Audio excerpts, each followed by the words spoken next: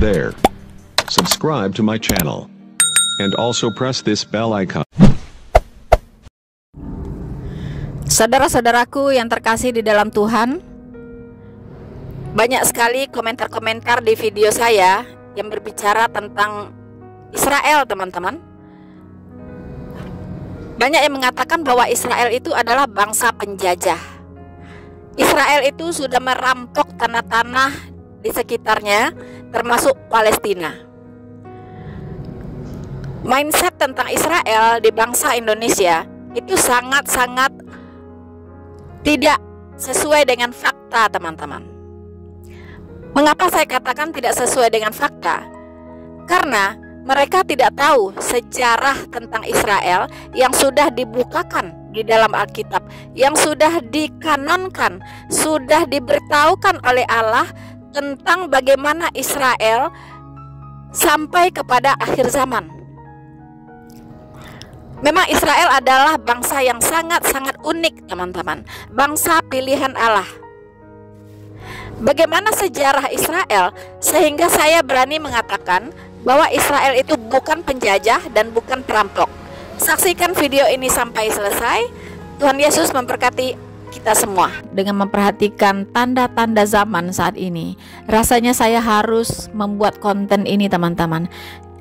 Ya, kita harus mengingat firman Tuhan yang sudah menyatakan bahwa tanda-tanda kedatangan Tuhan Yesus itu seperti apa, teman-teman. Dengan fenomena-fenomena yang terjadi di dunia saat ini, rasa-rasanya kedatangan Tuhan Yesus itu sudah sangat-sangat dekat, teman-teman. Saudara-saudaraku yang terkasih di dalam Tuhan, untuk itu perkenankan saya untuk membahas tentang tanda-tanda kedatangan Tuhan Yesus sudah sangat dekat. Untuk itu kita harus siaga, harus berjaga-jaga. Dengan tanda-tanda yang ada kita harus aware, teman-teman, ya. Jangan sampai lengah. Jangan sampai ketika Tuhan Yesus datang kita sedang berbuat dosa. Kita memang perhatian kita sekarang disedot, ya, oleh Israel, apa yang terjadi di Israel, teman-teman, di mana Israel sekarang dikecam oleh banyak bangsa. Bahkan bangsa-bangsa yang ada di sekitar Israel mengepung Israel, mengeroyok Israel, teman-teman, ya. Baik itu Syria, Lebanon, Iran, teman-teman, dan banyak juga negara-negara sekutunya yang akan terjun, ya, untuk membasmi Israel, teman-teman. Tapi apa kata Alkitab? Apakah memang Israel itu bisa dilenyapkan dari muka bumi ini? Maka kita akan bahas, lihat nanti di video ini, teman-teman. Dan juga kita disedot perhatian kita oleh banyaknya penganiayaan yang terjadi terhadap orang-orang Kristen. Bukan hanya di Indonesia, teman-teman. Banyak di belahan dunia sekarang orang-orang Kristen sedang mengalami penganiayaan yang sangat-sangat dahsyat. Mengapa itu bisa terjadi? Nanti kita akan lihat apa yang terjadi, teman-teman. Dan itu semua sudah dinubuatkan oleh Tuhan kita Yesus Kristus. Jauh-jauh 2000 tahun yang lalu Dia sudah mengingatkan, sudah menyatakan, menubuatkan, memberitahukan kepada kita umat-umatnya apa yang akan terjadi di masa depan. Dan sekarang kita sudah berada di zaman itu, teman-teman, di mana Tuhan Yesus akan segera datang menjemput kita di awan-awan, dan kita terangkat bersama-sama menyongsong Dia di angkasa. Wow, saya sangat rindu rapture segera terjadi, teman-teman. Ya, karena kita melihat dunia ini sudah semakin rusak, kejahatan sudah semakin menjadi-jadi di mana-mana, teman-teman. Ya, kasih itu sudah menjadi dingin.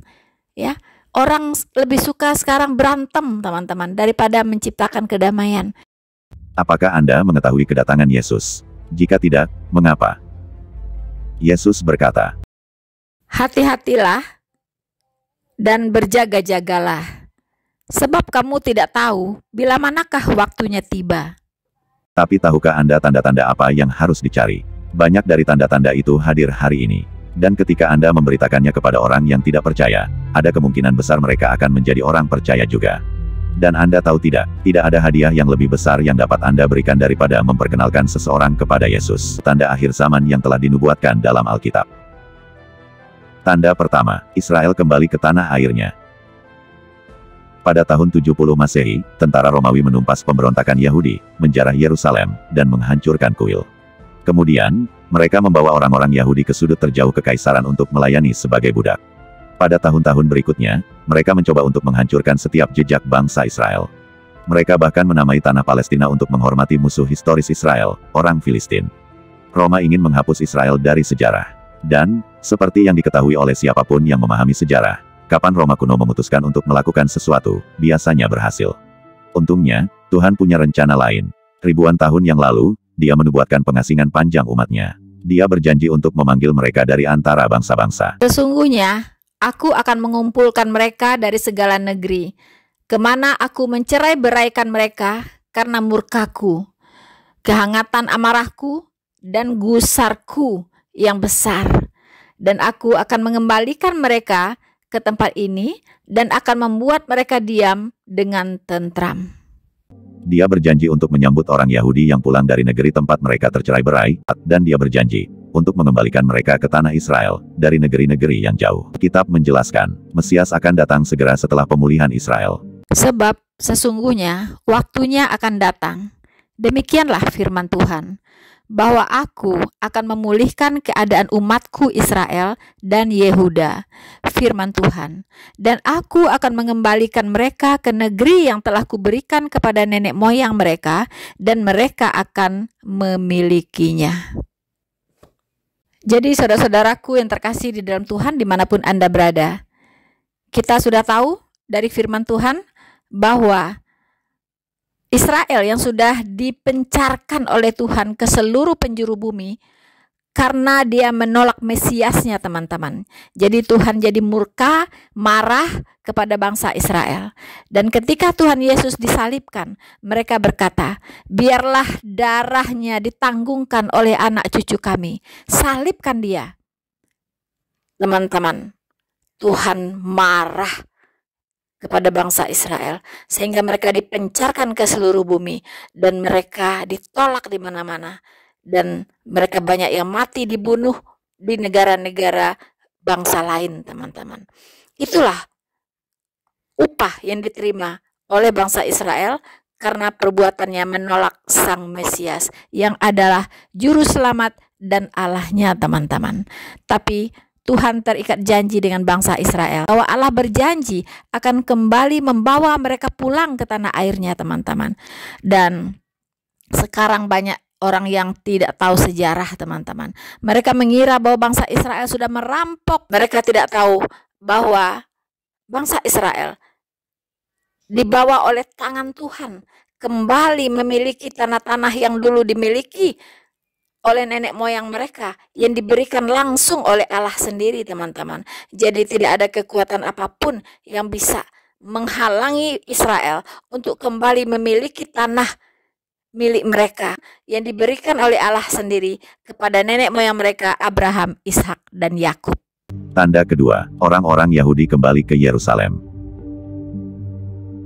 Ketika para murid meminta Yesus untuk memberitahu mereka tanda-tanda kedatangan dan akhir zaman, salah satu hal yang Dia katakan kepada mereka adalah Yerusalem akan dikelilingi oleh tentara. Orang-orangnya akan dibunuh atau ditawan. Dan Yerusalem akan diinjak-injak oleh bangsa-bangsa lain, sampai zaman bangsa-bangsa lain berakhir. Dan kemudian, setelah itu, Yesus berjanji untuk kembali. Jadi apa yang Dia maksud? Apa artinya Yerusalem diinjak-injak? Itu berarti orang-orang non-Yahudi akan menguasai Yerusalem.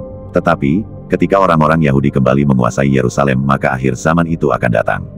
Jadi apa yang terjadi setelah Yesus mengatakan ini? Seperti yang Dia katakan, Yerusalem dikepung oleh tentara pada tahun 70 Masehi, Lukas pasal 21 ayat 20. Apabila kamu melihat Yerusalem dikepung oleh tentara-tentara, ketahuilah bahwa keruntuhannya sudah dekat.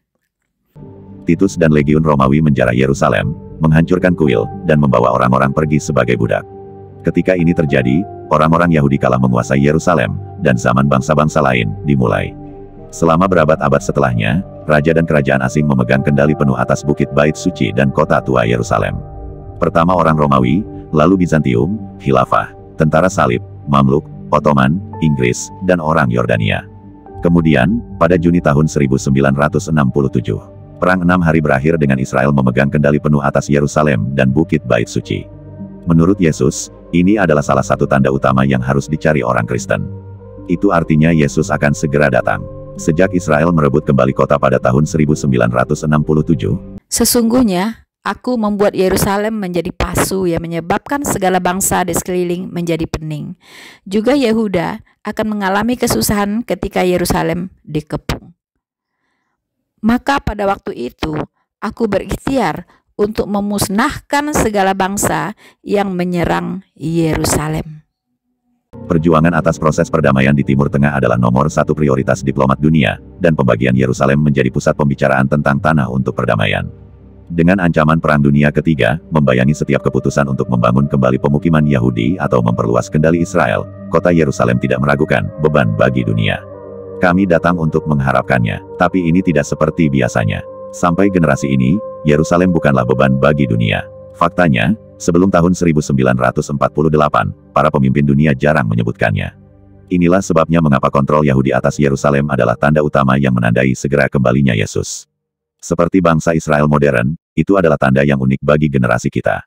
Selama 1897 tahun, orang Kristen tidak mengetahui tanda ini.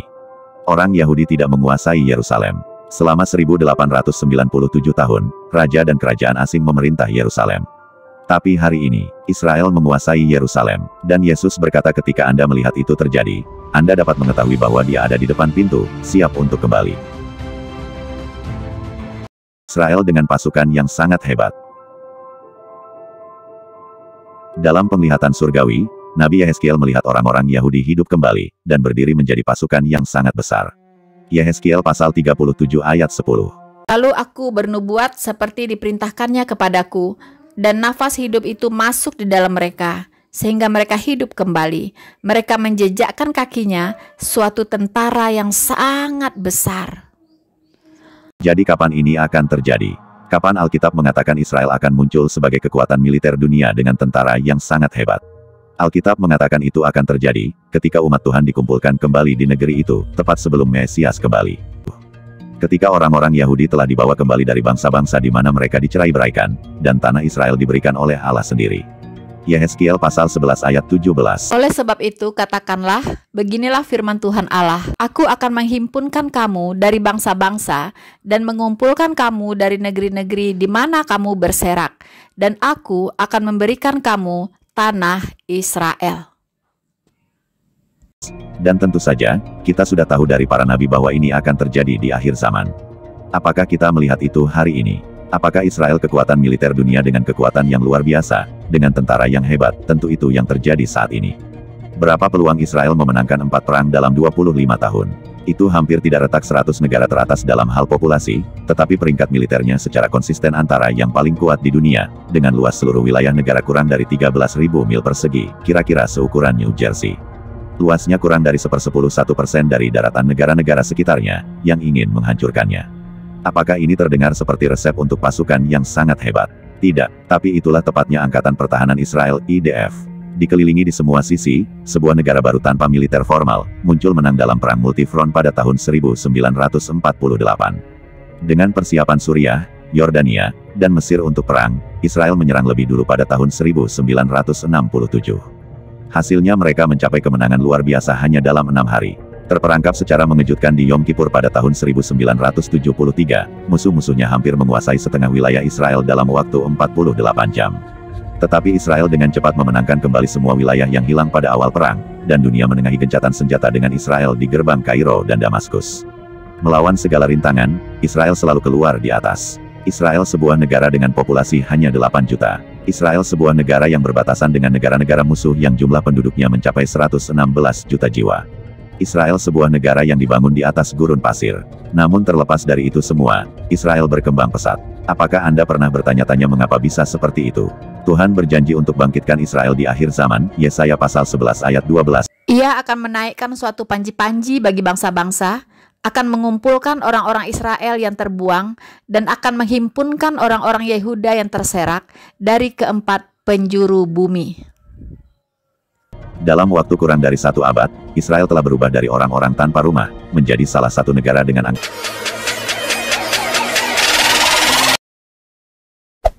Hey there. Subscribe to my channel.